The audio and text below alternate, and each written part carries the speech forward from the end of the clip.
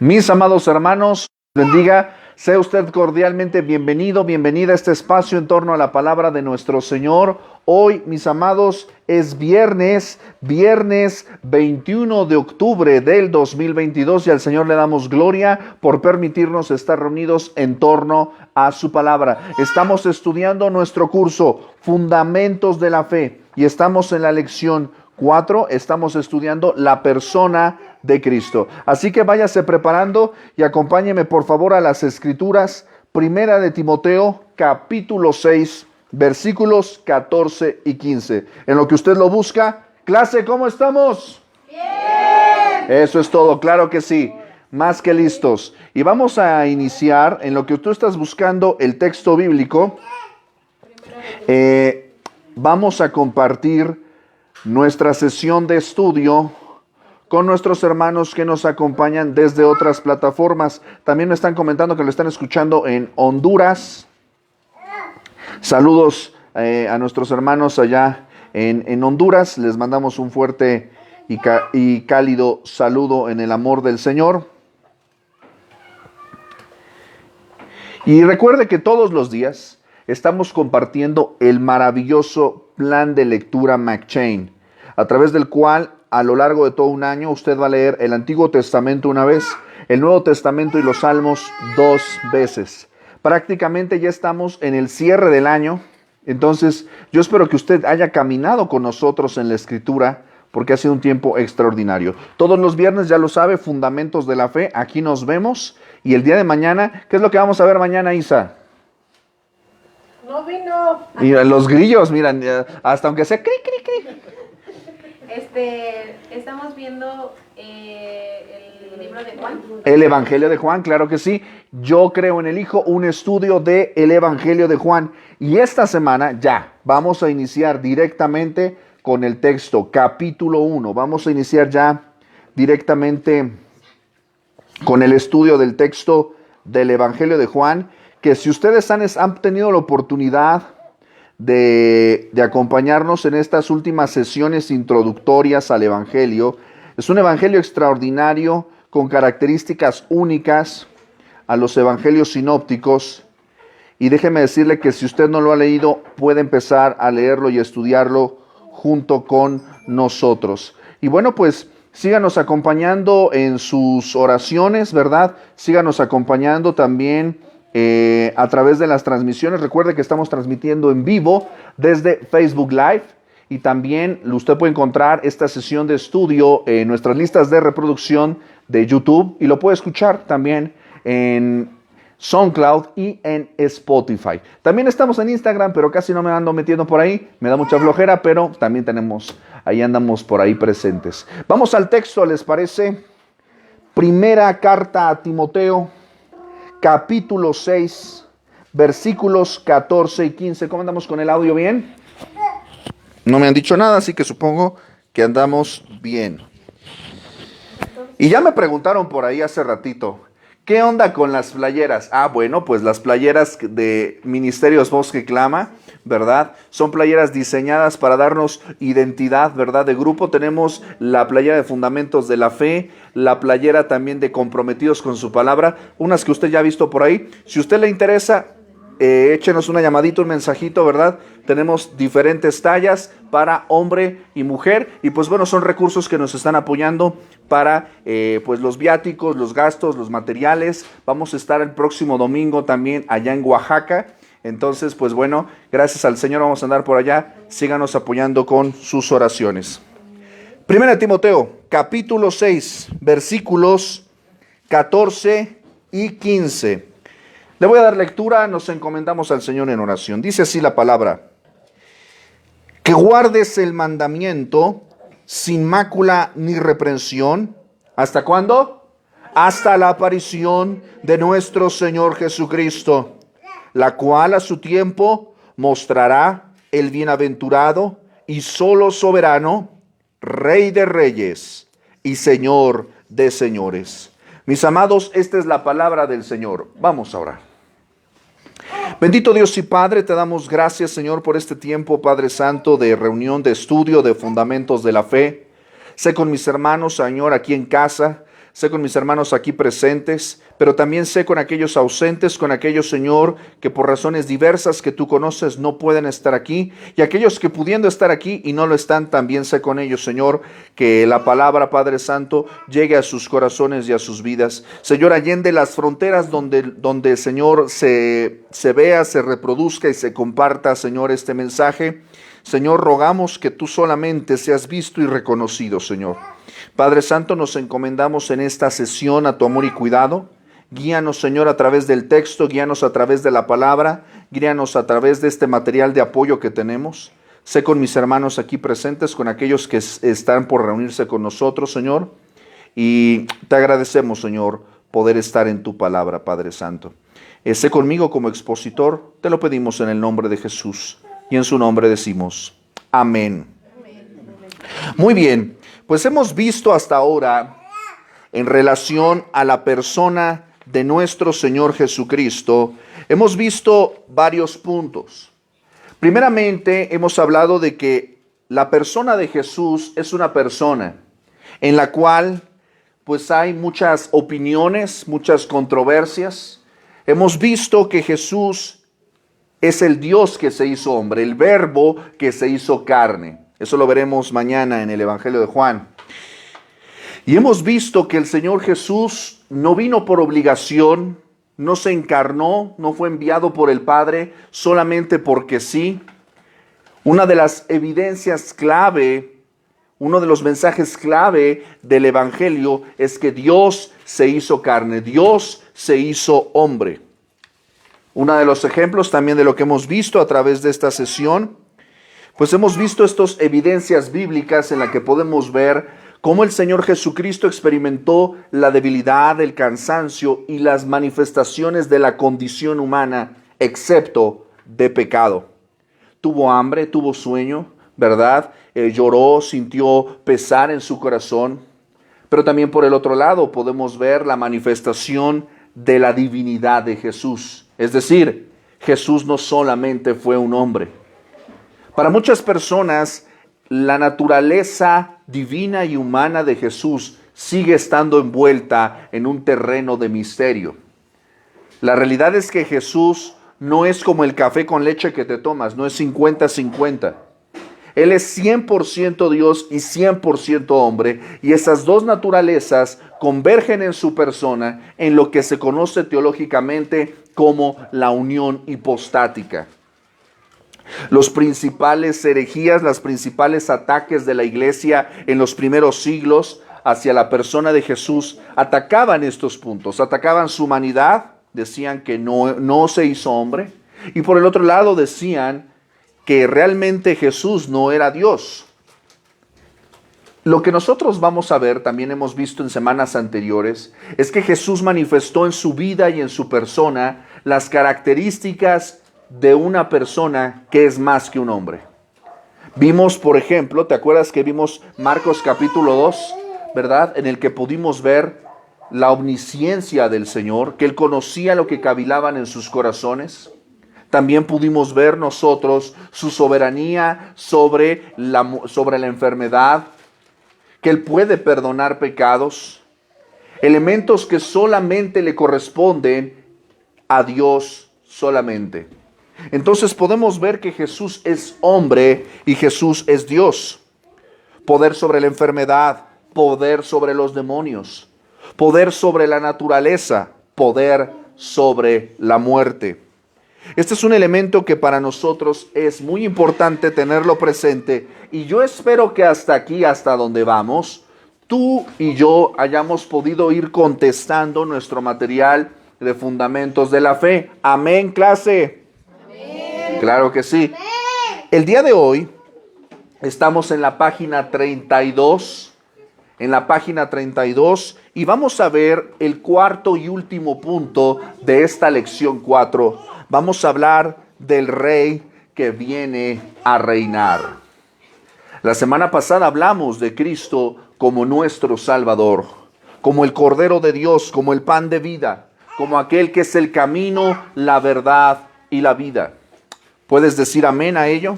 Amén. Estos títulos, como expresamos la semana pasada en nuestra transmisión, nos hablan de lo que Él vino a hacer por nosotros. El día de hoy vamos a hablar de un tema fundamental que pertenece al apartado teológico que se conoce como, en la ciencia de la teología, hay un apartado que se conoce como la escatología. Apúntale por ahí, la escatología es la disciplina teológica que se encarga del estudio de los últimos tiempos, de los últimos sucesos, de los sucesos futuros. Profetas como Daniel, como Ezequiel, hablan en materia escatológica de asuntos futuros. El Señor Jesús habló de materia escatológica en el capítulo 24 y 25 del Evangelio de Mateo, donde les habla acerca del principio de dolores, donde les habla de la venida del Hijo del Hombre.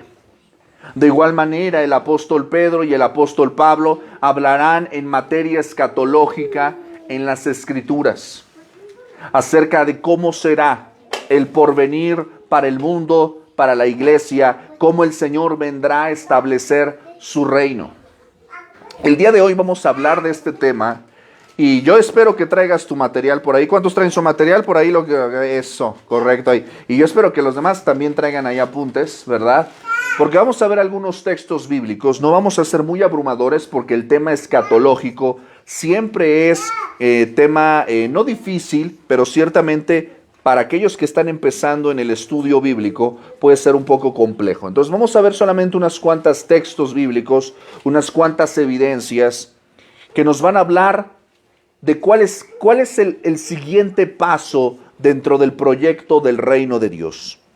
Nosotros acabamos de leer un texto que pertenece a la primera carta de Timoteo, capítulo 6, y leímos el versículo 14 y 15.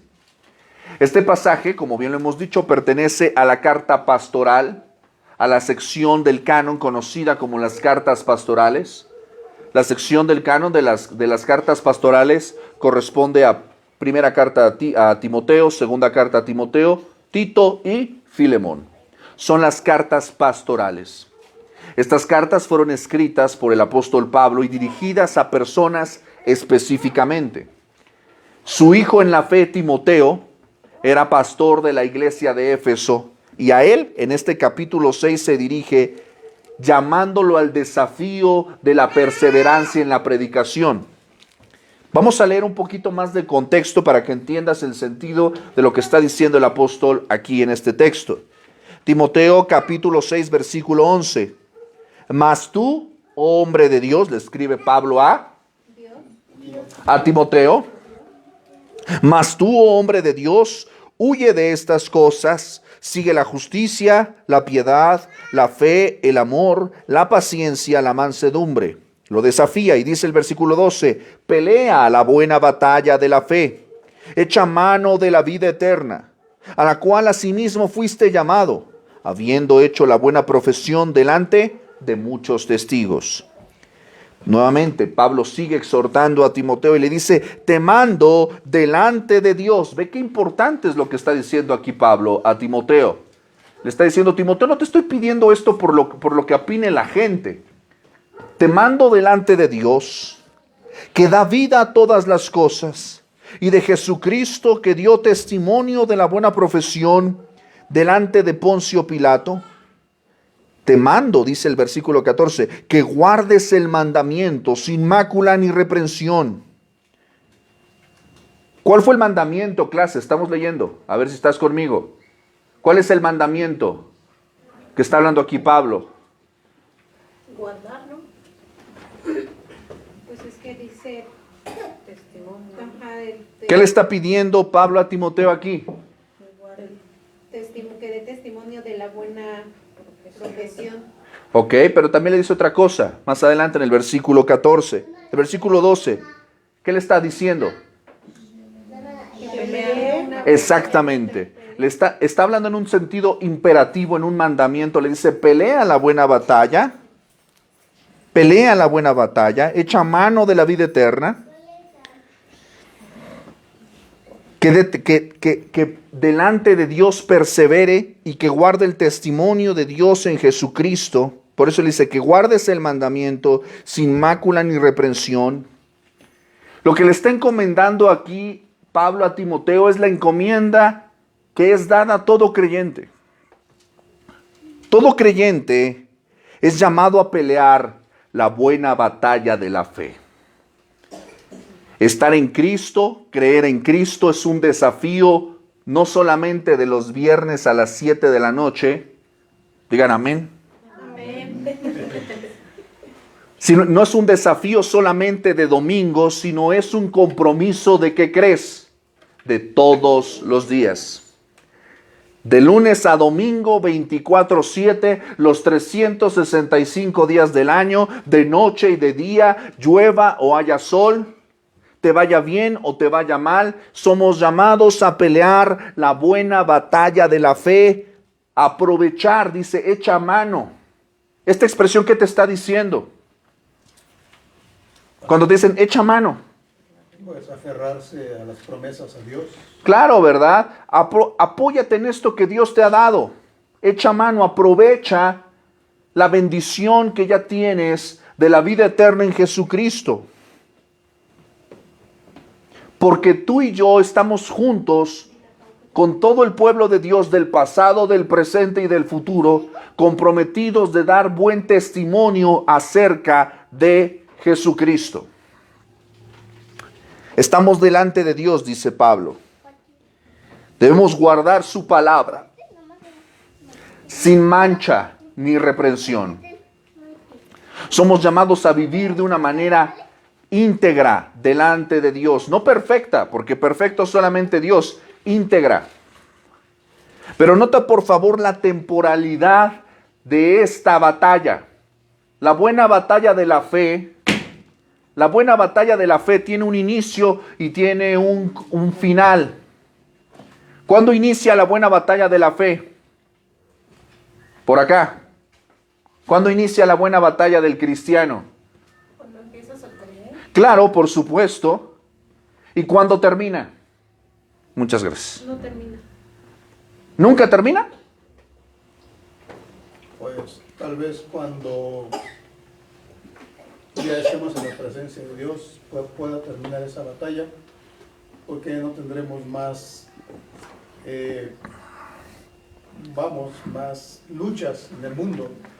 Fíjate lo que está diciendo el texto en el versículo 14. ¿Cuándo se va a acabar nuestra batalla como cristianos? Hasta la aparición de nuestro Señor Jesucristo. A su nombre, gloria. Amén.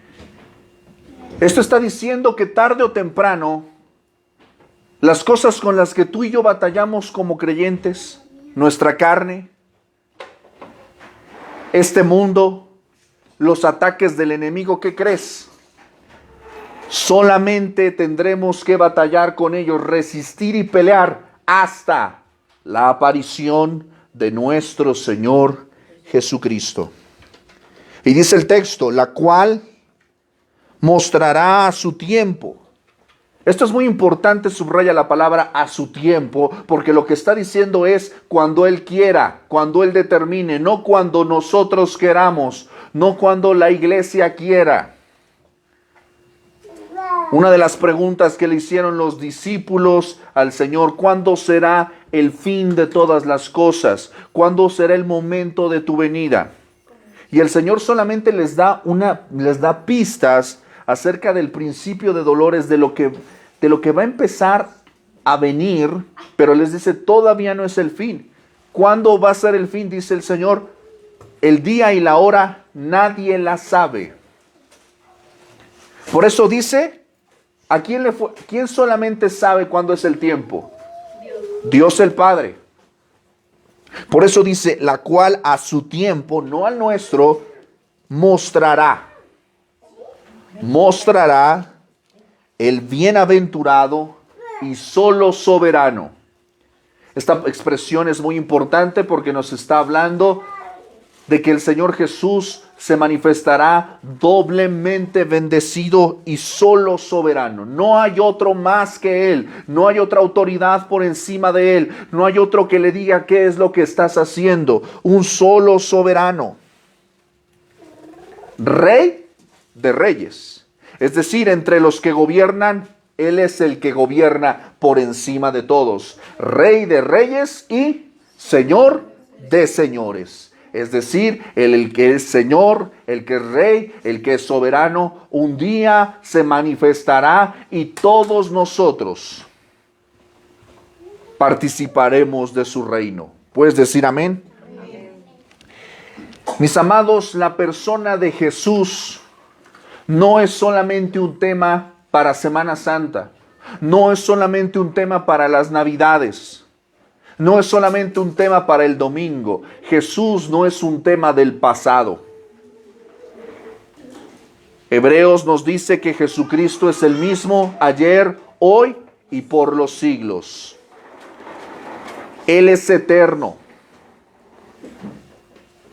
Él no pasa de moda. El Señor Jesucristo ha estado presente, su persona, desde la eternidad.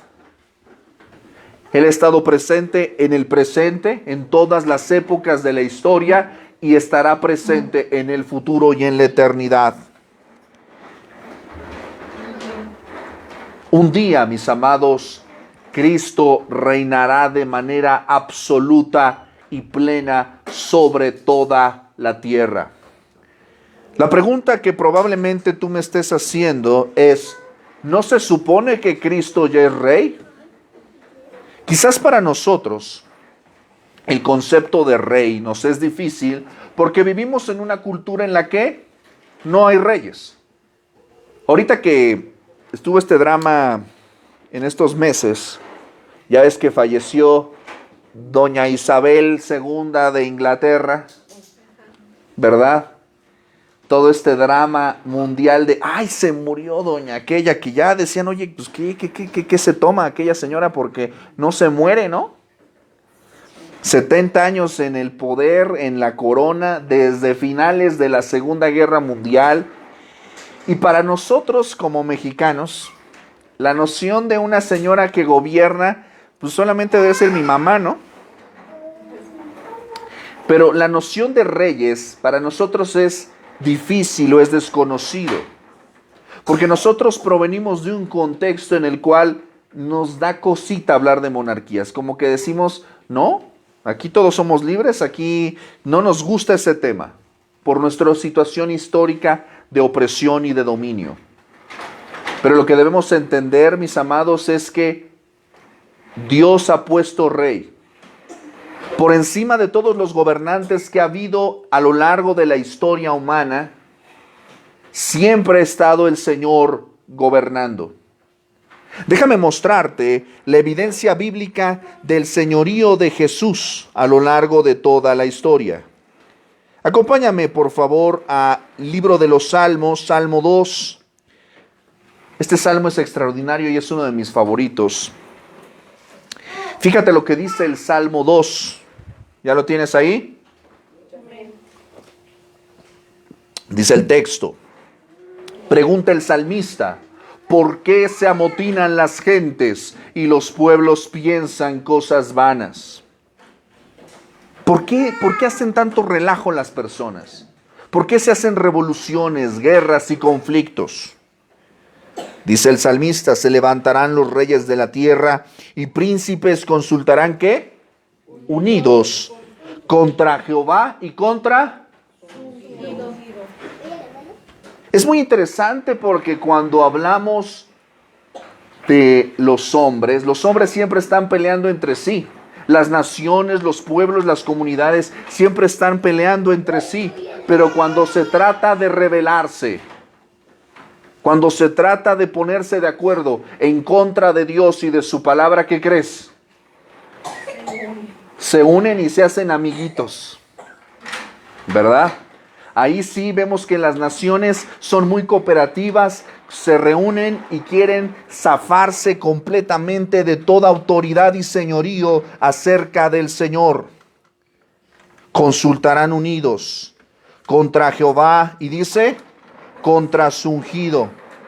¿Qué es lo que están pidiendo ellos? Dice el texto, rompamos sus ligaduras, echemos de nosotros sus cuerdas. No queremos estar sujetos, no queremos estar atados, no queremos que nadie tenga dominio y señorío sobre nosotros. Esto no solamente es un problema de las naciones, es un problema de la humanidad entera. Hasta aquí vemos lo que hacen las personas y lo que quieren y lo que dicen. Pero fíjate lo que dice el Señor, versículo 4. El que mora en los cielos... Cosita. ¿Sabes por qué? Porque ellos pueden amotinarse, ellos pueden pensar cualquier cosa, ellos pueden consultar, reunirse, hacer y deshacer, pero ¿qué crees? La voluntad solamente del Señor prevalecerá. El que mora en los cielos se reirá, el Señor se reirá de ellos. Luego hablará a ellos en su furor. ¿Y qué dice? Los turbará con su ira. Fíjate lo que dice el Señor. Versículo 6. Quieren quitarse todo lo que tiene que ver con el Señor de encima. Pero el Señor dice, pero yo, ¿qué dice? He puesto mi rey. Esto es algo que tú y yo debemos de repetirnos constantemente cuando vemos nuestro mundo, nuestra sociedad, a veces nuestras congregaciones, nuestras familias rebelándose y resistiéndose a la palabra y al testimonio de Dios. Quieren hacer lo que quieran. No se quieren sujetar, no quieren dominio, no quieren señorío. ¿Quieren hacer qué? Mis voluntad. Aquí mis chicharrones truenan, ¿verdad? Y el Señor se ríe y manifiesta ira porque están desobedeciendo y rebelándose contra Él, y su decreto es muy claro. Pero yo he puesto mi rey. Te guste o no, amado, amada, te guste o no, hay un rey sentado en el trono. Su nombre es Jesucristo. Te guste o no, Él gobierna este mundo. Te guste o no, Él gobierna la iglesia. Te guste o no, Él tiene dominio sobre tu vida. Yo he puesto mi rey, dice el Señor. ¿Te das cuenta? Es una evidencia bíblica de que no se trata de la... Cuando hablamos de un rey, ¿cuántos tipos de gobierno hay? ¿Nosotros en qué tipo de gobierno vivimos? Democrático. ¿En qué consiste? A ver, explícame, ¿qué significa eso de democrático? A ver, allá atrás, ¿qué es democrático? Pues que tú lo eliges, ¿no? En teoría, ¿no? En teoría. En teoría, tú eliges a tus gobernantes. Tú dices, mira, este candidato, Juanito Pérez del partido fulano de tal, que nunca lo he visto en mi vida, quiero que sea el representante y que tome decisiones por mí. Yo lo elijo, ¿no? Pero un rey es igual que esto, que un sistema democrático. ¿Por qué no? Es una monarquía. ¿Eso qué significa?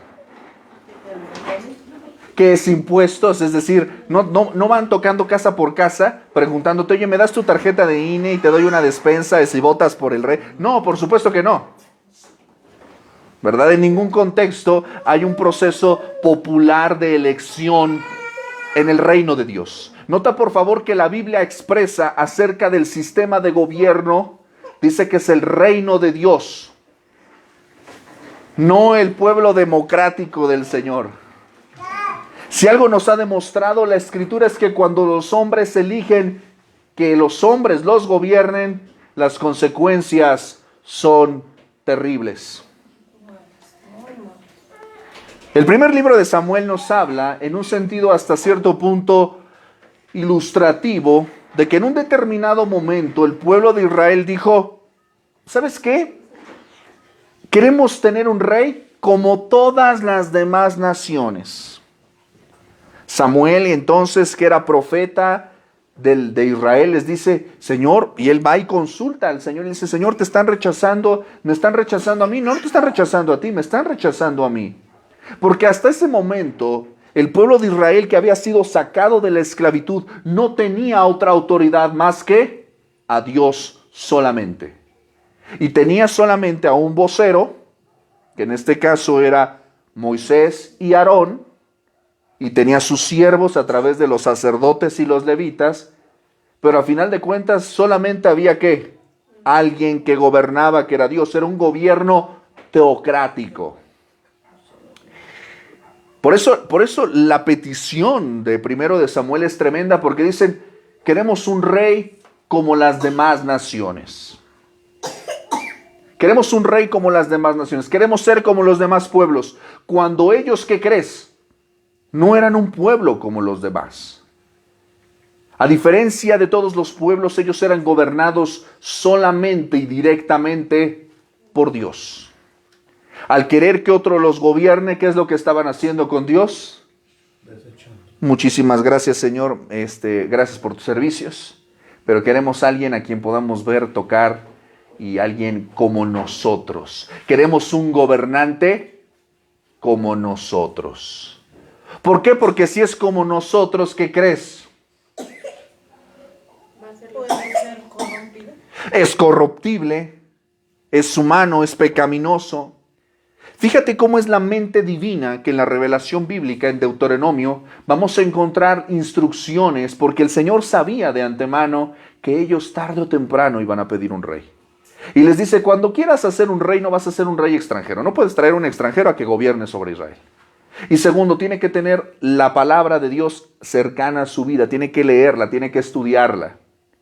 Y él les hace una advertencia y les dice, un rey, Sammy, por favor, te voy a pedir por favor que les adviertas las consecuencias de tener un rey humano. ¿Qué es lo que pasa cuando elegimos a un nuevo presidente municipal, un nuevo gobernador? ¿Qué es lo que pasa? ¿Cuál es el proceso? A ver, más explícito. A ver, barajéamela más despacio. Porque lo que pasaría es que pues no nos hubiese gustado esa persona. Por eso, si te gusta o no te gusta, a final de cuentas, pero ¿qué es lo que pasa? Los gobiernos que vienen dicen, es que no hay presupuesto. ¿Por qué? Porque el gobierno anterior Nos dejó drogados. se lo llevó. ¿Me explico? Y esto ya se convierte en una triste tradición. Por eso el Señor les dice, ok, ustedes quieren un gobierno humano, quieren un rey humano. Perfecto. Samuel, lo único que te voy a pedir, Samuel, es que les adviertas las consecuencias de tener un rey como ellos. Porque les va a pedir a sus hijos para la guerra, a sus hijas para el servicio de sus palacios, les va a pedir que le tributen de sus bienes, les va a pedir sus caballos, les va a pedir su ganado, les va a pedir que le rindan tributo, los va a mandar a la guerra, etcétera, etcétera, etcétera. Les va a pedir tributo, impuestos, etcétera. ¿Quieren ustedes eso? Sí, lo queremos. Perfecto, señores. Ahí lo tienen. ¿A quién vamos a escoger? Ese muchacho guapote y altote, más que todos, de la tribu de Benjamín, mejor conocido como Saúl.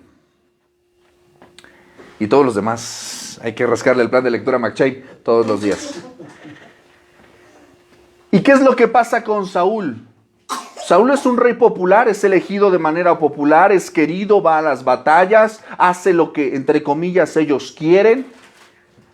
Pero ¿sabes con qué se enfrentan? Con que es un rey que, como ellos, es un rey cuyo corazón está caído. Y ese es el tema fundamental de esto. Nosotros tenemos un rey que es humanamente como nosotros, pero sin pecado. Está en la persona de nuestro Señor Jesucristo. Es por eso que cuando hablamos de un rey, debemos de tener presente una cosa: un rey, Cristo no fue elegido de manera popular. Cristo es rey no porque tú lo elijas. Cristo es rey no porque te guste o no te guste, no por popularidad, no por suma de votos, no por lo que digan los administradores o los ancianos, no por lo que digan los pastores. Jesucristo es rey porque así es, porque Dios lo decretó, no los hombres. Y nos guste o no, así es. Me fascina. El profeta Isaías dice en el capítulo 6, versículo 1, en el año en que murió el rey Usías. Déjame platicarte que el rey Usías gobernó 50 años. ¿Cuánto tiempo estuvo Porfirio Díaz en el poder, caballero? Ya los puse en aprietos, ¿verdad? Más de 30 años. Por ahí de 30, ¿verdad? Es nuestra dictadura más larga, ¿verdad? Con excepción del PRI, ¿verdad? Es cierto, ya, chiste local. Los que nos están viendo en otros lados, luego les platico de qué estaba hablando. 30 años, imagínate, eso es muchísimo tiempo. Ahora imagínate 50 años, o sea, hubo personas que nacieron y murieron durante el reinado de Usías, no conocieron otro sistema de gobierno. Y dice Isaías, en el año en que murió el rey Usías, en el que nuestro sistema de vida, de estabilidad, se desquebrajaba, dice Isaías, vi yo al Señor sentado en su trono, alto y sublime. En el momento en el que el mundo político, social y económico de Isaías se estaba, ¿qué?, desquebrajando, él tuvo una visión clara, una visión eterna. Cuando el mundo temporal se estaba desfragmentando, él tuvo una visión eterna y vio que al Señor sentado en su trono. Creo que era Billy Graham el que decía esta frase. No me preocupa lo que digan los periódicos esta mañana. El Señor sigue sentado en el trono. No importa lo que diga la economía, lo que diga nuestro presidente en las mañaneras, los problemas que estemos viviendo son pasajeros. El reinado de Dios es eterno y estable. Eso debería brindarnos paz, porque sabemos que si estamos dentro del reino del Señor, su reino es estable, eterno, duradero. Y nuestro Dios no es como los hombres. Él no se deja corromper porque le des 200 pesitos ahí para el chesco y te deja estacionar donde tú quieres. No, Señor. Con Él, la ley, la constitución del reino de Dios, las sagradas escrituras, no están puestas a interpretación, sino se obedecen o se obedecen. Fíjate lo que dice el profeta Daniel, capítulo 7, versículo 14. ¿Ya te aburriste? No. Bueno, ya vamos a casi acabar. Daniel, capítulo 7, versículo 14. Dentro de las visiones del profeta acerca de los reinos, dice el profeta, voy a leerte un poquito atrás desde el versículo 13. Dice el profeta Daniel, miraba yo en la visión de la noche, y he aquí, ¿qué dice? Con las nubes del cielo, venía ¿cuántos? Uno. Venía uno, ¿como qué? Como un hijo de hombre. Como un hijo de hombre, que vino hasta el anciano de días y le hicieron acercarse delante de él. Clase, quiero que me expliques qué es lo que está pasando en este versículo. ¿Qué es lo que está viendo aquí el profeta Daniel? A Jesús. ¿Y a quién más? Fíjate, este es un texto extraordinario de carácter escatológico, porque dice que con las nubes del cielo, ahorita te voy a explicar un poquito acerca de esto, venía uno, está hablando acerca de la unicidad de Dios. Dios es uno manifestado en tres personas. Venía uno, nota por favor que está haciendo una comparación, dice como un hijo de hombre. Déjame decirte que Jesucristo resucitó, el Hijo de Dios resucitó en carne. Y después, ¿qué fue lo que sigue una vez que resucitó? ¿Qué hizo, clase? Subió a los cielos. Ascendió a los cielos. Esto es un elemento que siempre se nos pierde de vista en el testimonio del Evangelio. Creo que ya estamos muy teológicos, ¿verdad? Esto apúntalo porque probablemente no lo vas a volver a escuchar. La mayor parte de las personas dicen, bueno, el Señor vino, se encarnó, murió y resucitó. No, Señor. ¿Qué es lo que está haciendo ahorita el Señor? ¿Dónde está?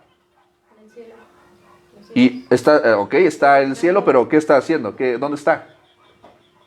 Pues en todo, Sentado ¿no? a la Presente. diestra de la- Sentado a la diestra del Padre. ¿Y qué está haciendo sentado a la diestra del Padre? Gobernando al mundo.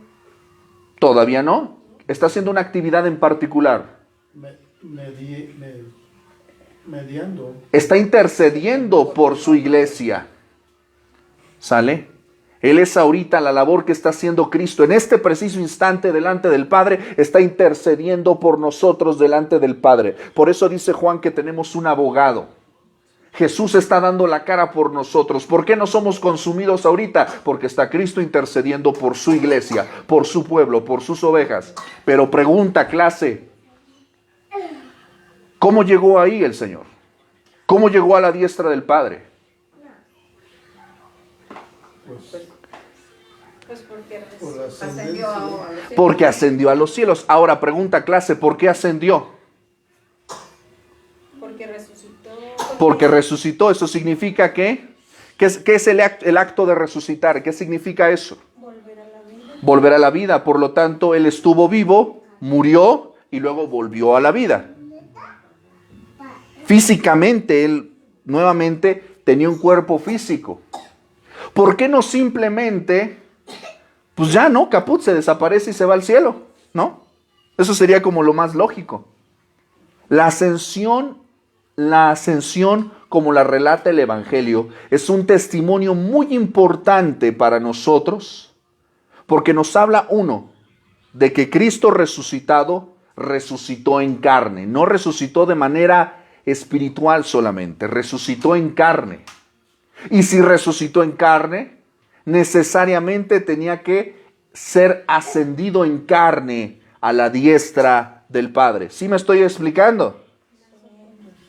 Por lo tanto, quien está a la diestra del Padre es Cristo resucitado en carne. ¿Carne qué? Glorificada, no es la misma carne. Esto lo va a explicar también el apóstol Pablo en 1 Corintios 15. ¿Sí vamos bien o te estoy mareando? Qué bueno que estás apuntando, ahí está el video. Ahora, ¿qué más nos dice la ascensión? Cristo resucitó en carne, ascendió en carne y por lo tanto volverá en... Carne. Claro, por supuesto. Por eso dice que vino como Hijo de Hombre. Mis amados, Cristo es nuestro representante. La carta de Pablo a los Romanos y a los Gálatas explica una cosa fundamental acerca de Jesús con relación a Adán. Adán es nuestro representante de nuestra humanidad caída. Porque Adán, vamos a decir que es el presidente de la humanidad. ¿Pero qué crees? ¿Es un presidente que nos falló, nos quedó mal? Adán es el representante que teniéndolo todo desobedeció al Señor. Él representa a toda la humanidad caída, la humanidad desobediente. Por eso toda la humanidad sin Cristo perecerá. Por eso, mis amados, Cristo es nuestro nuevo representante. ¿Por qué? Porque Él, siendo Dios, se hizo carne, se hizo semejante a nosotros. ¿Qué es lo que hace? Es que es una expresión un poco vulgar, pero ¿qué es lo que hace el político cuando va a saludarte? ¿Cuál es la intención? Parecer que es como tú. Parece que es sencillo. Cuando ves ahí a ciertos que se suben al metro, que se suben a la combi, ay, míralo, es como nosotros. Ay, sí, claro, es una apariencia. ¿Sí me estoy explicando? Sí. Aparenta que es como tú para que tú sientas ¿qué? Empatía, filiación. Ay, sí, él me representa, él da la cara por mí. Venga. Sí, de hecho. Y oramos por nuestros gobernantes, pero la realidad es que todavía les hace falta mucho trabajo. Dios los bendiga. Esperamos lo mejor de ustedes. Pero la realidad es la siguiente. Cristo es un mejor representante que Adán, porque Cristo, teniéndolo todo, lo deja todo para hacerse como nosotros, vivir una vida humana en sufrimiento, porque dice Isaías que fue varón de dolores, experimentado en quebranto, y Él murió como nosotros, y vivió una vida sin pecado, por lo tanto puede ponernos el ejemplo. Cuando tú ves a Jesús, dices, yo quiero ser como Jesús, pero sé que me cuesta. Y Él es nuestro representante de una nueva humanidad. Por eso el cristiano tiene que morir y nacer de nuevo. Porque no puedes alcanzar gracia delante de Dios en Adán, solamente por la fe en Jesucristo. Tienes que confiar no en el anterior político. No puedes confiar en Adán porque es un representante caído. Tienes que confiar en Jesucristo porque es un gobernante fiel, verdadero y victorioso. Esto es importante para nosotros. Relacionado con la ascensión del Señor. Porque tiene que ver con el hecho de que así como se fue, así dice el texto, volverá. Volverá. Por eso dice Daniel 7:14, 7:13. Venía uno como un hijo de hombre. ¿Que vino hasta quién?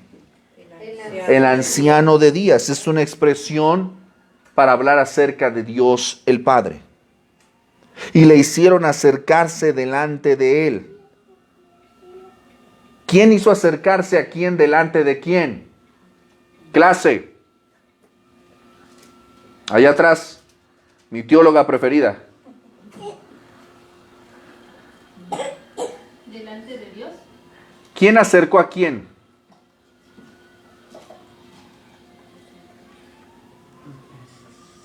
Ahí lo tenemos. ¿Qué dice el texto? Pues el hombre y Dios se le acercaron ¿A quién se le acercaron? A Daniel. No está diciendo eso el texto. ¿Qué es lo que está diciendo el texto? Daniel solamente estaba viendo. ¿Qué es lo que estaba viendo Daniel? Que Jesús se acercaba a Dios. Que venía uno como hijo de hombre, ¿verdad? Sí. Y dice que vino hasta quién? Hasta el anciano de días. Y luego ¿qué dice que hizo él? Y luego ¿qué dice? Y le hicieron acercarse delante de él. Está hablando de la persona del Hijo del Hombre acercarse al anciano de días. Y nota por favor que está hablando en plural, por lo tanto se está deduciendo que no había solamente una persona.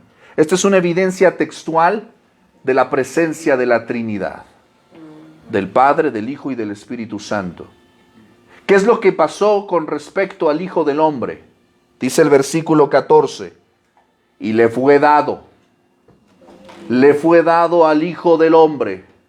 Le fue dado. ¿Qué cosa? Dominio. Página 32, estás contestando ahí. Le fue dado 3 cosas. ¿Qué le fue dado? Dominio. ¿Qué más? Gloria. Gloria y Reino. dominio, gloria y reino. ¿Esto por qué es importante, clase? Porque le dio toda la potestad sobre sus gobernados. Le dio todo lo necesario para que Él sea Rey de reyes y Señor de señores. Le dio dominio, por lo tanto, ¿qué crees? Todo le pertenece. Le dio gloria, por lo tanto, Él tiene mayor fama, majestad que cualquier otra celebridad habida y por haber en la eternidad. Y le dio reino, le puso la corona en su cabeza. ¿Te das cuenta, clase, lo que está pasando aquí? Esto es lo que está viendo el profeta Daniel en el capítulo 7, versículo 14. ¿Puedes decir amén? Amén. Él es el rey que viene a reinar. Acompáñame a Mateo capítulo 25, porque viniste a un estudio bíblico y por lo tanto tienes que ir a la escritura, ¿verdad? Mateo capítulo 25. Este es un capítulo extraordinario dentro de los discursos del Señor Jesús acerca del porvenir, de los discursos del fin de los tiempos. Y hay una sección en particular del capítulo 25. Vamos a darle lectura al versículo 31 y 32. Desafortunadamente no podemos ampliar sobre este texto, que es uno de mis favoritos, pero habla acerca de este rey que viene a reinar. Y fíjate lo que dice. Presta atención. ¿Cuándo quién? El Hijo del Hombre venga. ¿Dónde escuchamos eso, clase? En Daniel. Cuando el Hijo del Hombre. Nota por favor esto. Cuando el Evangelio utiliza la expresión Hijo de Hombre, casi siempre nosotros pensamos que está hablando de su humildad. Pero cuando el evangelista utiliza la expresión Hijo de Hombre, la utiliza para hablar de su autoridad. Apúntale eso por favor, para que cuando tú veas en el Evangelio Hijo de Hombre, me va a hablar algo respecto a la autoridad del Señor Jesús. Eso es en el Evangelio. En el Evangelio, claro. ¿Por qué? Porque ya vimos que al Hijo del Hombre se le fue dado ¿qué? Dominio, gloria y reino. Entonces aquí el Señor Jesús está hablando de sí mismo y dice, cuando el Hijo del Hombre, ¿qué va a ser el Hijo del Hombre? Cuando el Hijo del Hombre venga ¿en qué? ¿Qué le fue dado por el anciano de días? Gloria. Cuando venga el Hijo del Hombre en su gloria, está hablando de algo que le pertenece, y todos los santos ángeles con él, porque él tiene reino y dominio, y todos le pertenecen. Dice, entonces, ¿qué hará el Hijo del Hombre?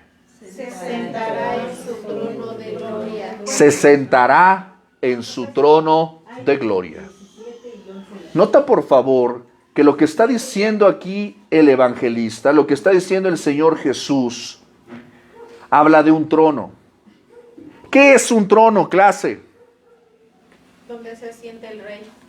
¿Es una silla cualquiera? ¿Es como un banquito? ¿Es una cubetita como la de... ¿Te has subido a esos camiones donde está el chofer y tiene una cubetita ahí donde va alguien muy especial, ¿no? Ya es el cacharpo o la novia, ¿no? Dices, uy, es lugar especial, ¿no? Es la cubetita del chofer. No tiene nada que ver con eso. No es un lugar privilegiado para una persona cualquiera. Cuando tú hablas del trono, estás hablando no de un mueble cualquiera. Hablando de la reina Elizabeth, de la reina Elizabeth II.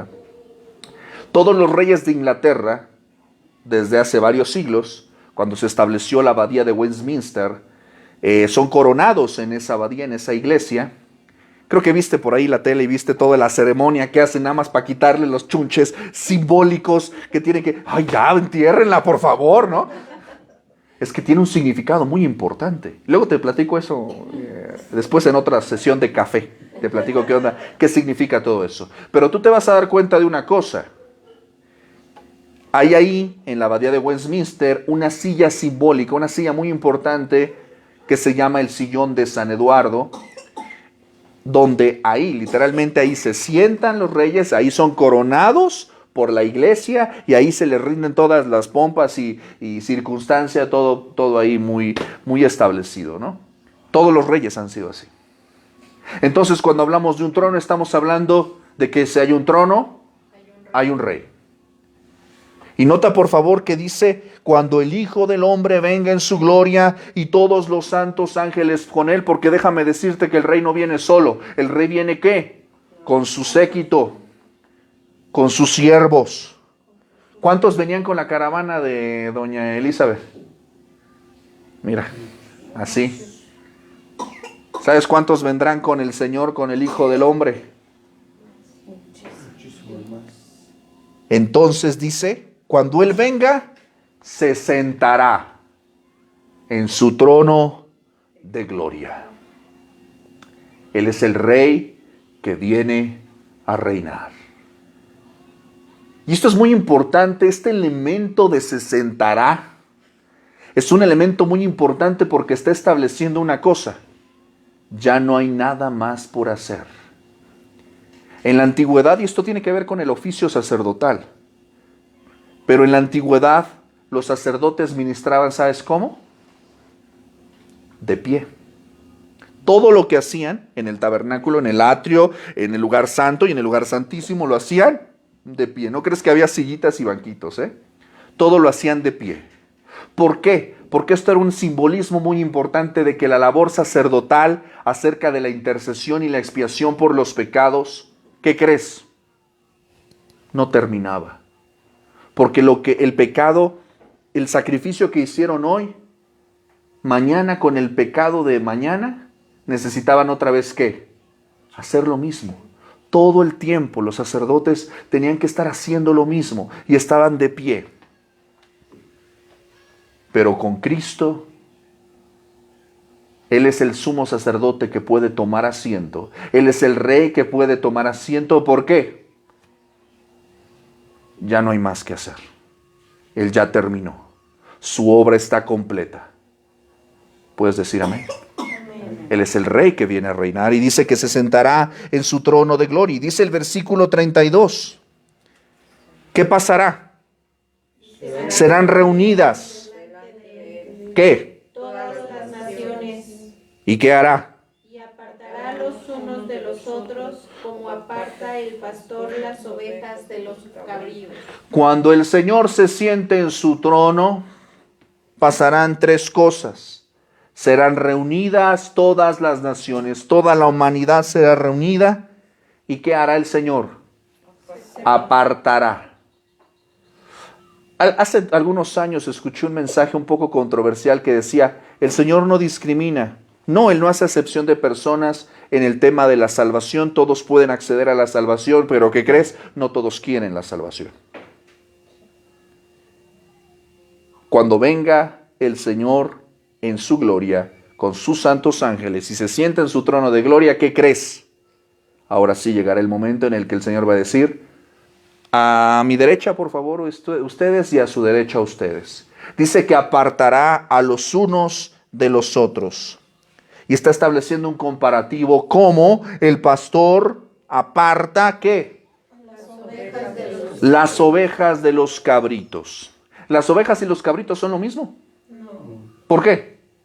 tienen rasgos diferentes. Tienen rasgos diferentes, pero hay otro elemento también muy importante. ¿Por qué son apartados?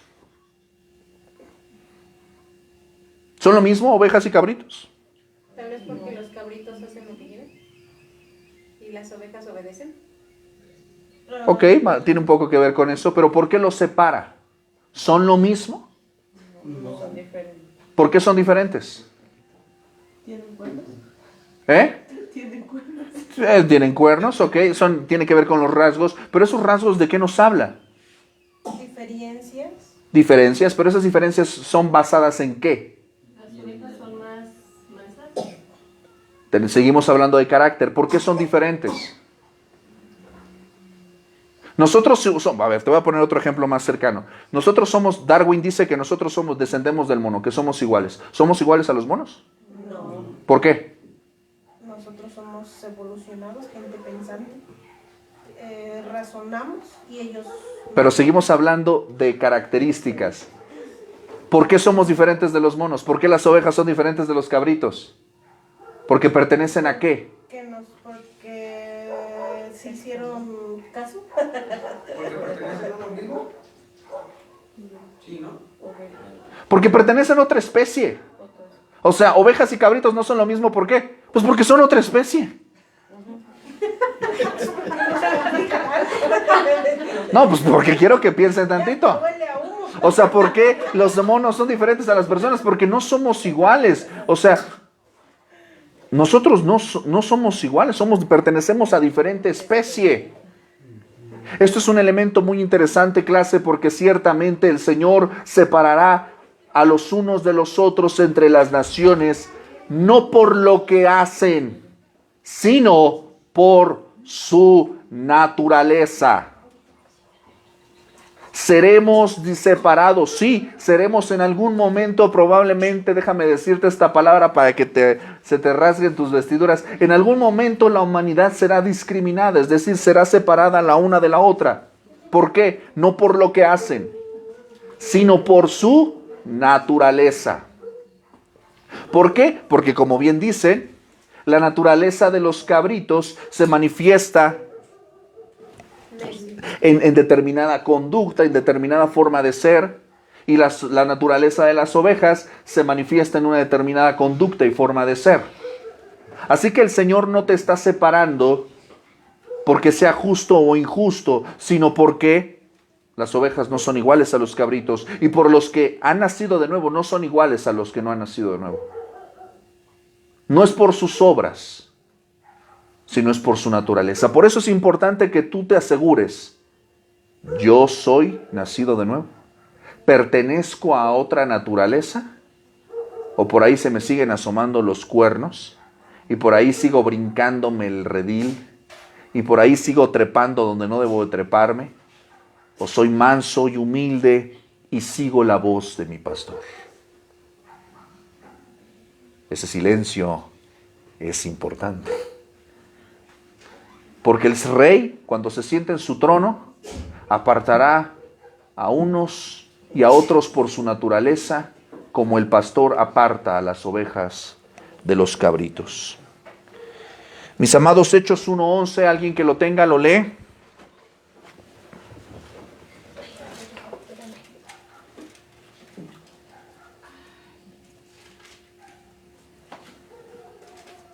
Iba a darles una paleta de chamoy, pero ya se la comieron por ahí, ¿verdad? Los cuales también les dijeron: varones Galileos, ¿por qué estáis mirando al cielo? Este mismo Jesús, Este mismo Jesús, que ha sido tomado de vosotros, que ha sido tomado de vosotros al cielo, así vendrá como la habéis visto ir al cielo. así vendrá. Están los apóstoles y el Señor Jesús asciende corporalmente a los cielos y ellos están así. Y ahí se quedan un buen rato, vete a saber cuánto tiempo estuvieron así, ¿no? Y dice que una nube le ocultó de sus ojos. Nota por favor que dice Daniel capítulo 7:14, dice que vendrá en una nube del cielo. La Biblia no se contradice. Y dice que lo cubre y estaban ellos así mirando hacia arriba. Pues ya lo terminaste. Juan, ¿ya lo viste? No lo veo. Jacobo, ¿tú ya lo viste? No, ya no lo veo, sí. Y dice que se acercaron ahí, dice que estaban unos varones con vestiduras blancas. Y dice: varones Galileos, ¿por qué estáis mirando al cielo? Este mismo Jesús, no otro, este mismo Jesús que habéis visto ir al cielo, así vendrá, así volverá. Mis amados, nuestro Rey ya viene. Aquellos que se molestan y les disgusta la iglesia, no se apuren. Ya pronto no vamos a estar aquí. El Rey ya viene. Había una expresión que tenía la iglesia primitiva en los primeros siglos. Y esta expresión tiene nombre de librería. Maranata, que significa si ven, Señor Jesús, o el Rey viene, o ya viene. Cuando tomaban la cena del Señor, recordando aquel sacramento que Él estableció con sus discípulos, el apóstol Pablo dice que ya no lo tomaremos más hasta aquel día que estemos con Él en la gloria. Por eso cada vez que participamos de la Santa Cena, decimos: Maranata, sí Señor. Un día, aquí estamos ahorita recordándolo, lo tomamos en tu nombre, pero un día lo vamos a tomar ¿qué? Juntos en tu reino. Mis amados, nuestro Cristo ya viene. Observa las señales, porque estamos viviendo principio de dolores. El Señor Jesús lo dice en Mateo 24, se levantará nación contra nación, reino contra reino, y oiréis rumores de guerras, de pestes, de hambres, pero no os alarméis, todavía no es el fin. Estamos viviendo los tiempos finales, mis amados, antes de que el Señor se manifieste y tome a su iglesia. ¿Cómo vendrá el Señor Jesús por su iglesia? Acompáñame, por favor, a la primera carta a los Tesalonicenses, capítulo 5. Primera carta a los Tesalonicenses, capítulo 4. Primera a los Tesalonicenses, capítulo 4.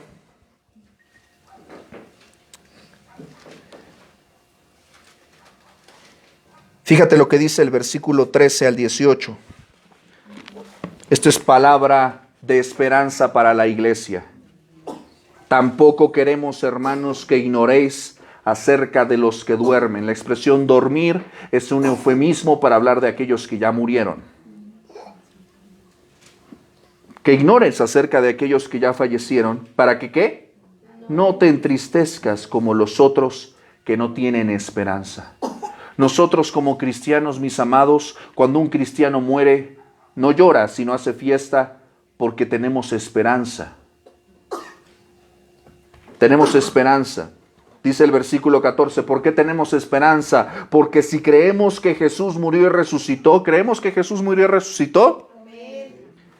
Entonces dice, así también traerá Dios con Jesús a los que durmieron en Él, a los que murieron con la fe en Jesucristo. Fíjate lo que dice el versículo 15. Por lo cual os decimos esto en palabra del Señor, que nosotros que vivimos, que habremos quedado hasta cuándo, hasta la venida del Señor, no precederemos a los que durmieron. Esto es lo que teológicamente se conoce como el arrebatamiento. Es decir, aquellos que ya murieron serán resucitados. Y aquellos que viven no moriremos, sino iremos con el Señor. Fíjate lo que dice el versículo 16.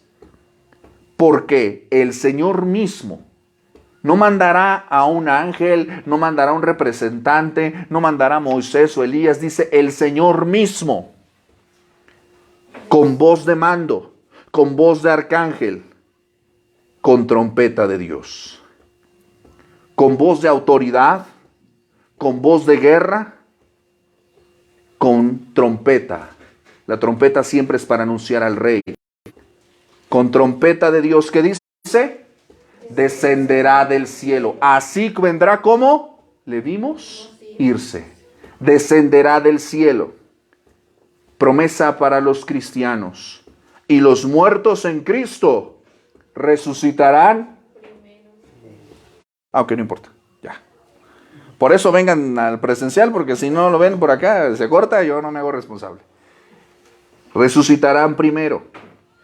Oiga, hermano, pero ¿y qué pasa con nosotros que estamos aquí? Dice el versículo más adelante. Luego nosotros los que vivimos, los que hayamos quedado, ¿qué dice? Seremos arrebatados juntamente con ellos. ¿Con quiénes? Con los que han resucitado. Seremos arrebatados con los resucitados, con los muertos en Cristo. Porque los que están vivos, pues no pueden morirse, ¿verdad? Los que están vivos, junto con los resucitados, seremos arrebatados. Esta expresión habla de un sentido de propiedad y de autoridad. Tomo a los que son míos. Juan capítulo 10 dice, mis ovejas, nadie las arrebatará de mi mano.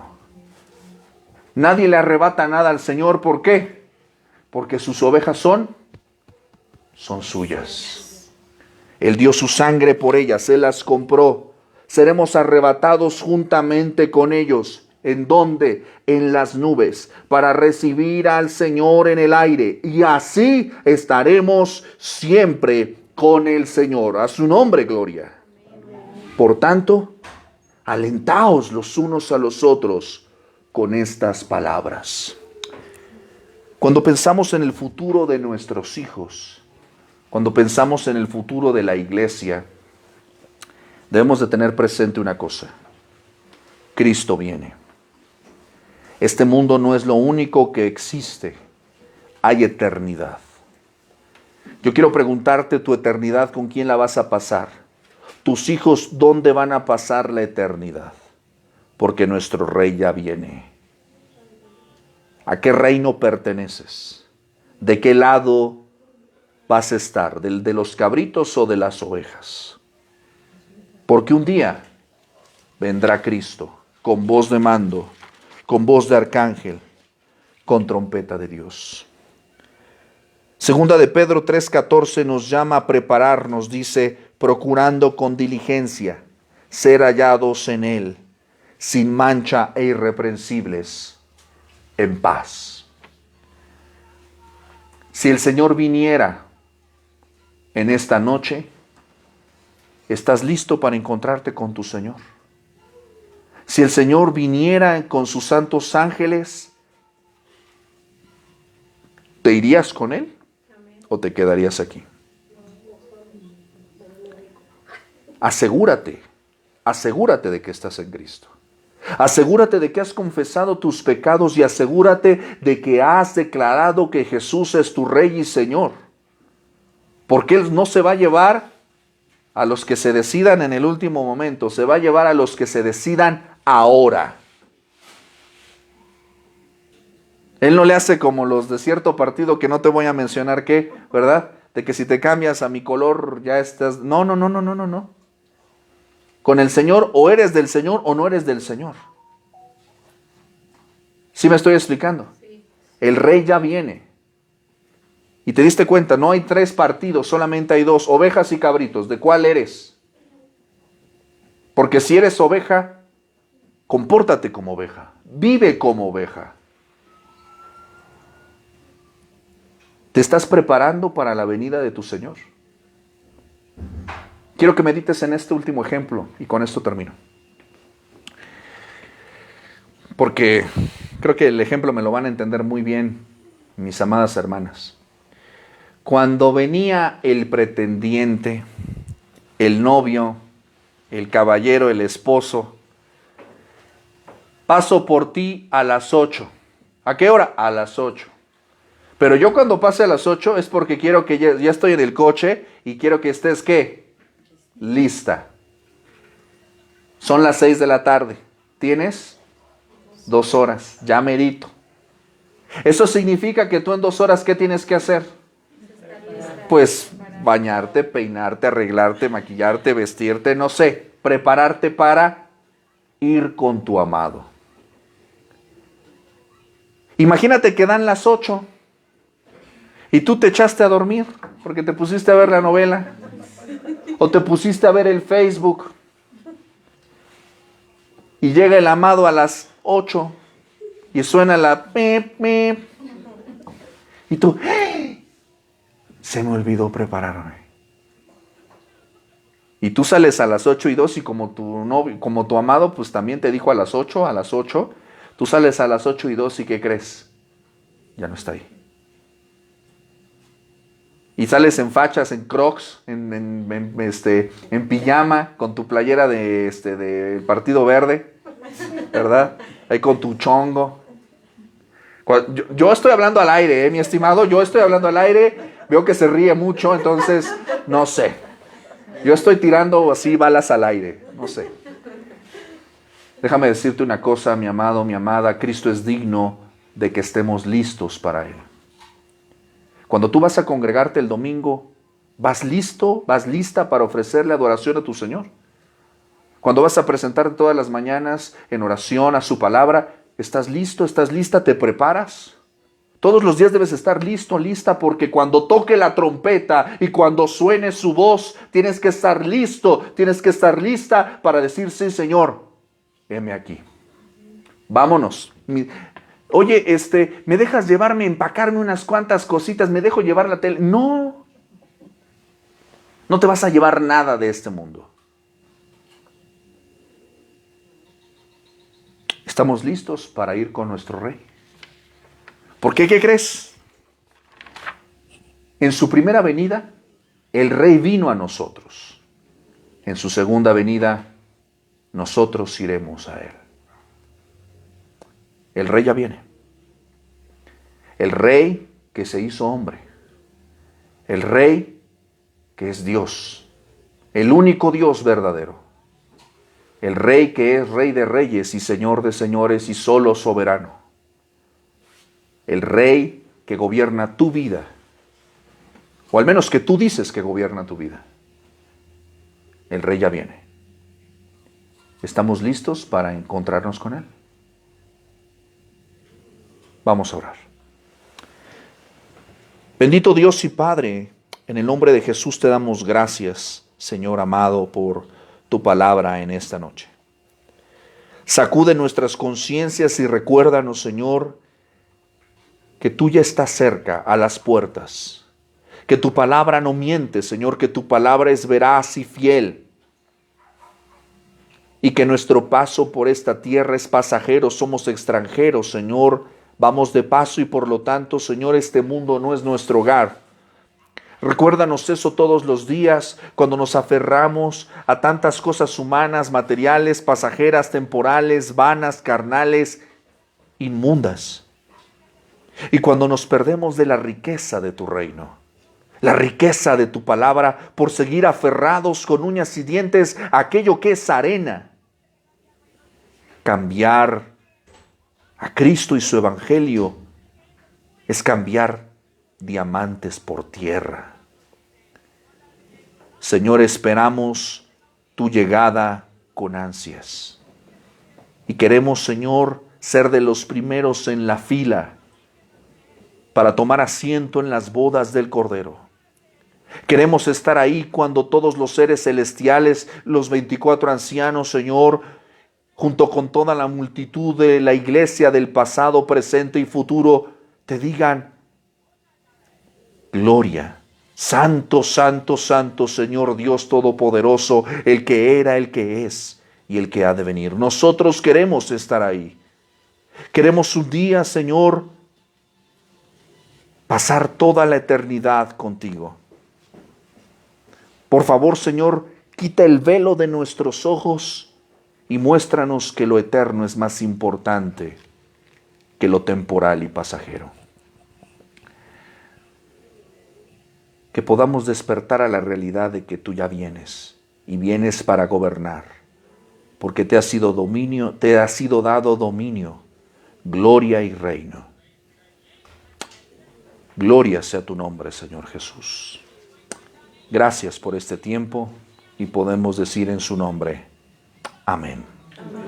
Mis amados, muchas gracias por estar con nosotros en este tiempo de estudio de Fundamentos de la Fe. Hemos concluido ya la lección 4 acerca de la persona de nuestro Señor Jesucristo. La próxima semana iniciamos la lección 5 hablando acerca de la obra de Cristo, página 35, y por lo tanto hasta aquí voy a hacer revisión general de todos los cuadernos. La próxima semana, clase diga amén.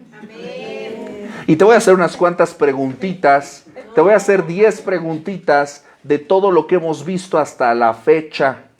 Por lo tanto, te voy a pedir encarecidamente que presentes y ausentes, sí, aunque estés ausente, te voy a pedir por favor que te pongas a estudiar, te pongas a leer y te pongas a contestar, porque va a haber muy buenos premios, ¿verdad que sí, tío Güences? Guiño, guiño. Entre ellas vamos a regalar una playera de Fundamentos de la Fe, claro que sí, ¿verdad? Esa viene cortesía de Fundamentos de la Fe y lo demás ya corre por cuenta de nuestro patrocinador oficial. ¿Sale? Muy bien, pues bueno, clase, ¿cómo estamos? Eso es todo, claro que sí.